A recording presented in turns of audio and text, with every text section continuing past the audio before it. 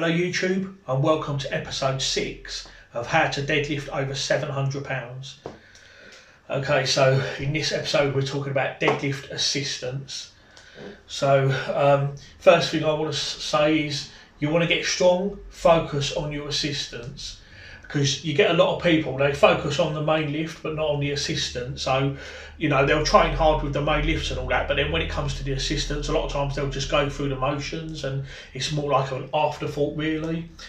Whereas I not only have I focused on the main stuff but also the assistants as well. So you want to get strong on the assistants as well and progress the load.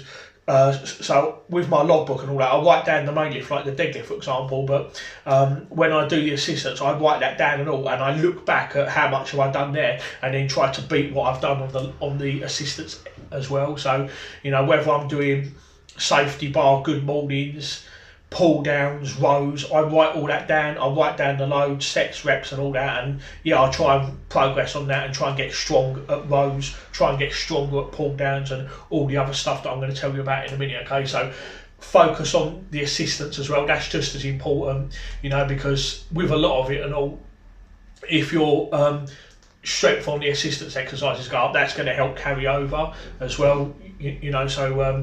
With deadlifts you want to work on getting a strong upper back. You want to do exercises and get strong on doing the lower back, traps, hamstrings, glutes, all. If you can strengthen all these different muscles doing the assistance, then that's going to help carry over. That's what I found.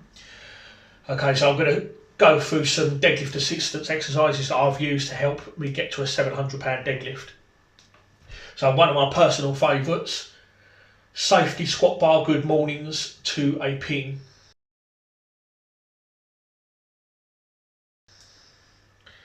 Absolutely love these. Really good for the glutes and lockout, and because I'm weak at the lockout, this is what I needed. This is what helped me. So I like to do them to a pin because then that way I know how far down I've gone. So you basically, if you've seen my videos, you'll see how this works in action. So go to the playlist Road to £700 deadlift and you will see a lot of these if you want an example of what this looks like. I like to use pins because I know how far down I've gone, and you basically want to go down as far as you can. If you can go down to 90 degrees, that's great. Because I find if I don't use a pin, if I do it like that, if I just do it without a pin, I'm going to go down so far, but I'm not always going to get that exact same depth, and it can be hard to judge. And the heavier the load gets, the higher you'll get your good mornings are going to be, and you don't want that. I like them to be all exactly the same depth, so I will just keep going down until the bar touches them pins. Then I've gone low enough. Now, in order for me to make this work, in my mind, I imagined that I was locking out a deadlift. So sometimes with these assistance exercises, to make them carry over into a deadlift, sometimes you need to use that mind-muscle connection and imagine that you're actually doing a deadlift. So with the safety squat good morning, now with good mornings, I like to use a safety bar. I don't like to use a barbell. I just find it rubbish to be honest. It doesn't. I just don't like it, to be honest. If you've got a safety squat bar, I'd recommend it. Use a barbell if you have to, but I like a safety squat bar because it just sits on your body so much better. So I would get the safety squat bar, do my good mornings, I'd lower, and as soon as I hit the pins, I'd come back up, but I would squeeze my glutes and imagine that I was locking out a deadlift at the top. So that's going to give you the carry over to the lockout, if you imagine that you're like locking out a deadlift. So that's what I did. I squeezed the glutes and imagine as I was coming up out of the good morning, I'd imagine I was locking out a deadlift, and that really helped. 5 to 15 reps on these. I would say 3 sets will normally suffice. But yeah, I like good mornings. I found they really help, because like I say, with deadlift, I'm strong off the floor, but I'm weak at lockout. So this was something that did really help me, and it was something I needed. So I put these in a lot. So you're going to find, and I'm going to talk about this in the last episode when I talk about the 31-week cycle that I used to deadlift £700. You're going to find sometimes that you're going to need to choose assistance exercises that are going to need to help that are going to help you. So I'm just going to talk about the ones that I use. I mean, most of these will help you anyway, but if you're weak off the floor, you might have to like do other stuff as well.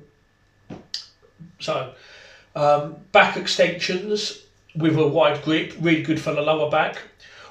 I didn't really do them that much because I've got a strong lower backs, but they're really good.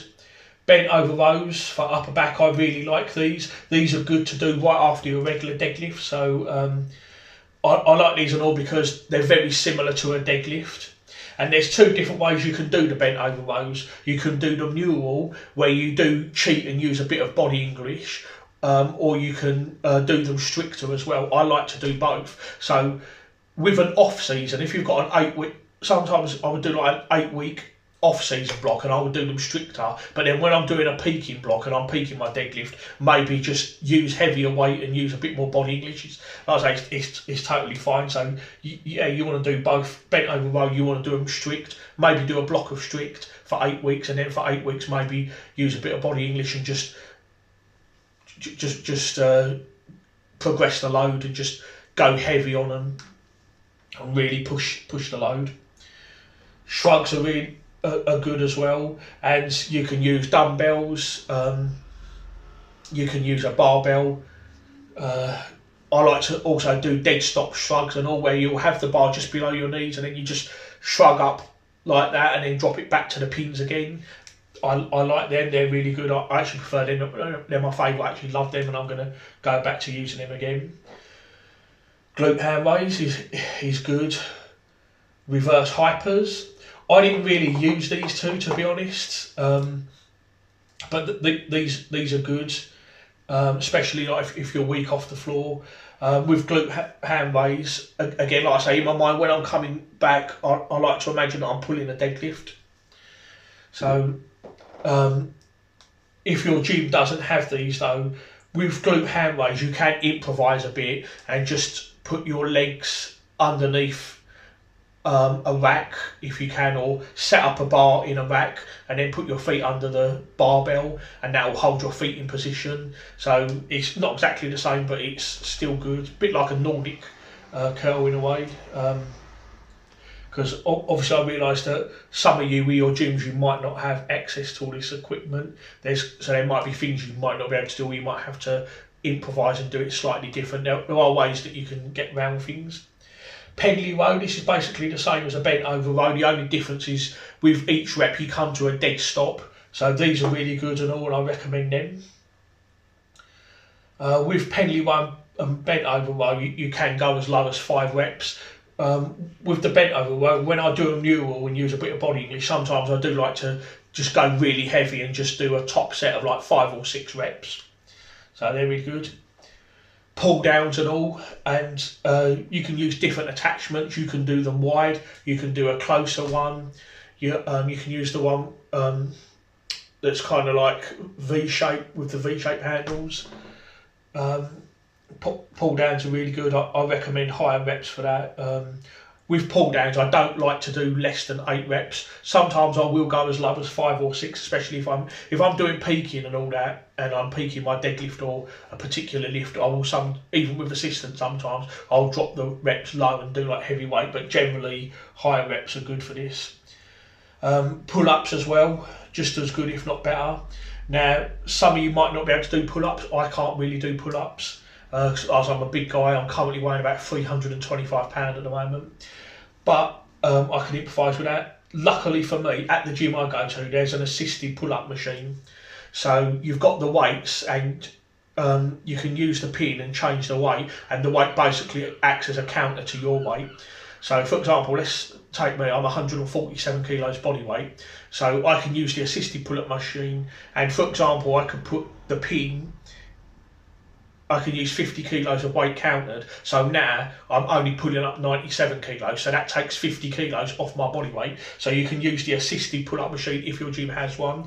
I haven't actually seen too many gyms that do have them actually, but if you're lucky enough to have that in your gym, then I'd advise that, only if you can't do pull-ups.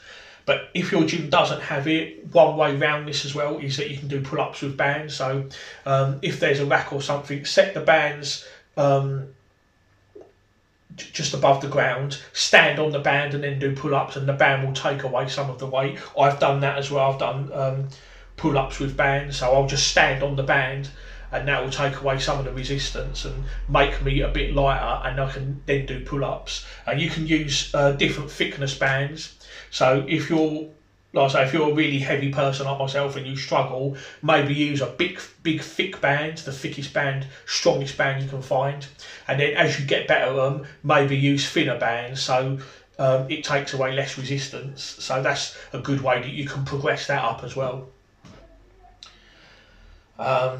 You can progress with the assisted pull-ups. You can progress that as well. Use the most amount of weight. I think at the gym I go to, the machine goes up to 68 kilos, so I can use 68 kilos and do pull-ups, and that takes 68 kilos off my weight. And then I can go up pin by pin and just use less weight and less weight, so it takes less weight off my resistance. And so I think my best on that is about 40 kilos. So off my weight, that's 107 kilos. So that's what I've progressed up to so far, but I want to keep getting good at that until in the end I'm strong enough to do pull-ups. But pull-ups are really good. I find they do have the assistance if you can get it, they have the carryover if you can get good at pull-ups. Leg press, I did that as well, and leg press is really good for leg drive. In order to make it work for the deadlift though, you want to take like a deadlift stance. So when you're laying there on the leg press, you want to imagine that you're about to leg press and push that weight through the floor and take that deadlift stance and then do your leg presses. Eddie Hall, as you know, deadlifted 500 kilos and he's really big on leg press and all. You'll see him do he's done like 1,000 kilos on the leg press. Andy Bolton, the first man to deadlift 1,000 pounds, he's also very big on the leg press and all. Sometimes leg press gets bad rap, but if you use the leg press as a tool, it can work well for your deadlift, I found. You can also do single leg press, that's really good and all. You know, unilateral working one leg at a time.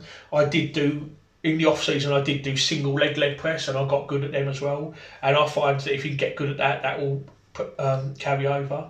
Now, one thing I will say with the single leg press, whatever you can do for leg press, don't think that you're going to be able to do 50% with the single. You won't, it's going to be less. So for example, if you can leg press 300 kilos, you probably aren't going to be able to do 150 on a single leg. It's probably going to be more like 100.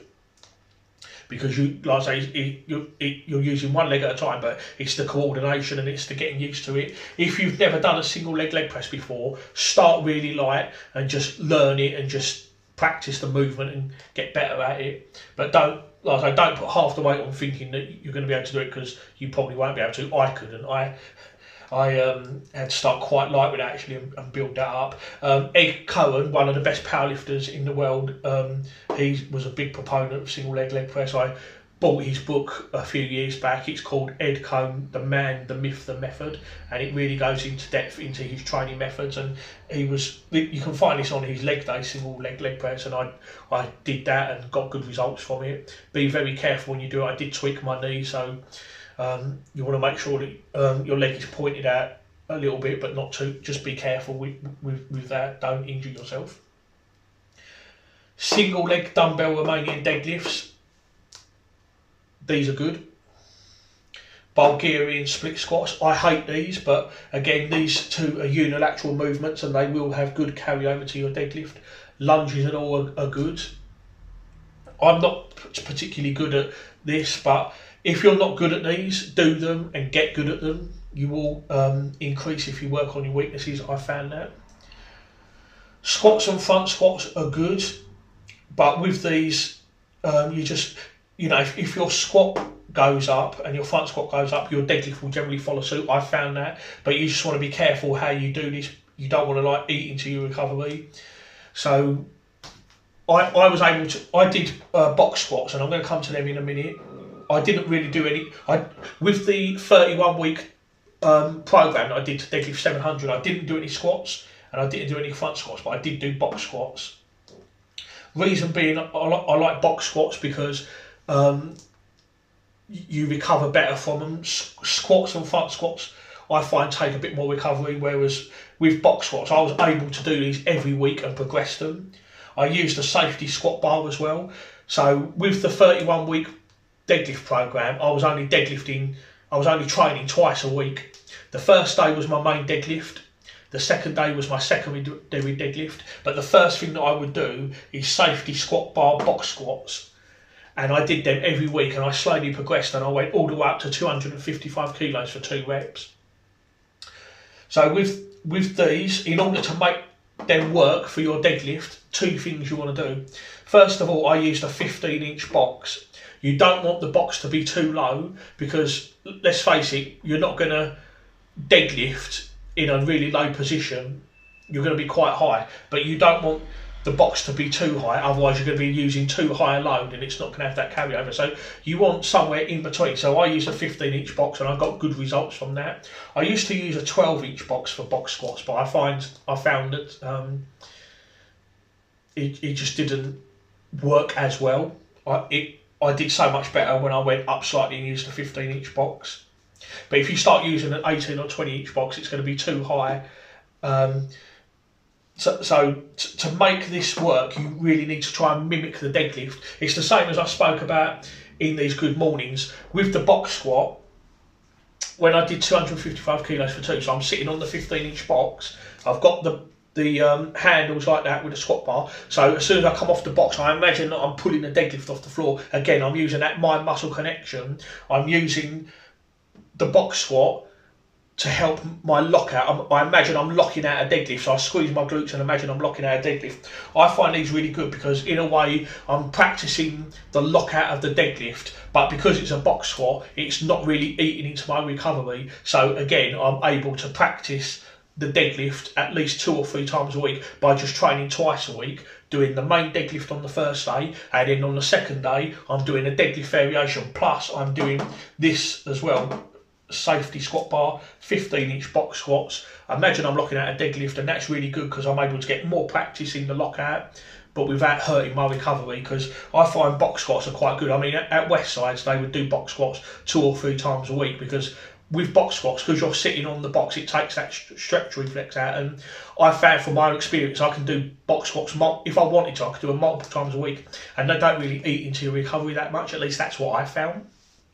So I really like box squats.